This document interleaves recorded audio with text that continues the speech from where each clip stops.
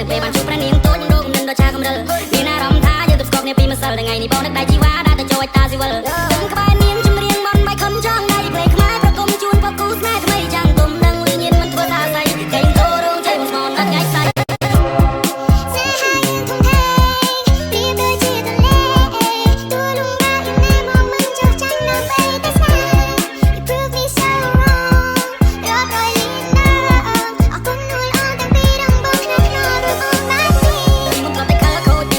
នៅពេលបានជួបព្រះនាងតូចនឹងរកគំនិតដ៏ឆាកំរិលមានអារម្មណ៍ថាយើងទប់ស្កប់គ្នាពីម្សិលថ្ងៃនេះបងនឹកដៃជីវ៉ាដើរទៅចូលឲ្យតាស៊ីវិលដឹងក្បែរនាងចម្រៀងបន់បាយខំចង់ដៃភ្លេងខ្មែរប្រគំជូនពកគូស្នេហ៍ថ្មីចាំងទុំដឹងលីញៀនមិនធ្វើថាស្អីកេងតោរងជ័យមកស្មនដល់ថ្ងៃស្អី